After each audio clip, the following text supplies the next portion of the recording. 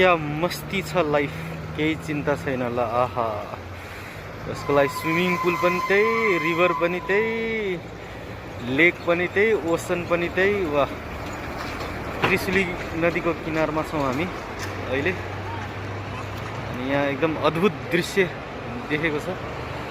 यो एउटा बालकलाई हेर्नु त, कति आनन्द उसको इमेजिनेसनमा भुलिरहेछ ल। संसारको के चिन्ता छ त। वाह, पूर्ण रूपमा ध्यान त्यही पानीको धारामै केन्द्रित छ, एकदम ध्यानमग्न, एकदमै प्लेफुलनेस। वाह, this is called meditativeness. Oh my god, ल एक्सटेसीमा डान्स गरिरहेछ ल, यस्तो रमाइलो भइरहेछ, डान्स गरिरहेछ ल। आम्मामा बाबा, आनन्द, बालापनको आनन्द मजा लिउँ। उसलाई हेर्दै नै आनन्द लिउँ न। बल्ल ऊ हेऱ्यो, कन्सियस भयो, फोटो खिचिरहेको छ भनेर थाहा पायो।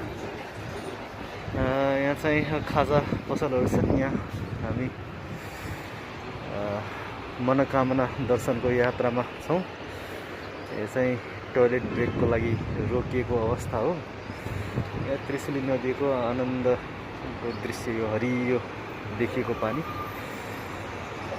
ढुङ्गाहरू यत्रो ठुल्ठुलो यहाँ अहिले देखेको छ। अहिले यो मनसुनमा त यो सबै ढुङ्गा पुर्ने गरी पानी बग्छ। यहाँ डाँडा काँडाहरू छन्, यहाँ रमाइलो हुन्छ।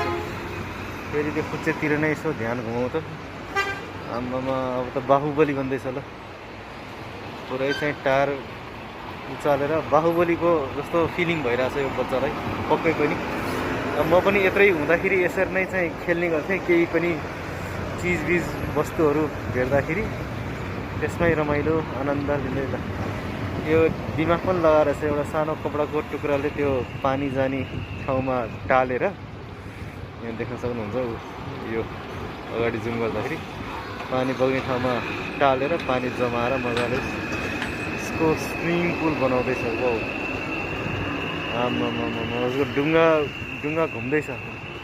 डुङ्गा भनौँ, जहाज भनौँ, बोट भनौँ, सबै उसको लागि त्यही नै हो।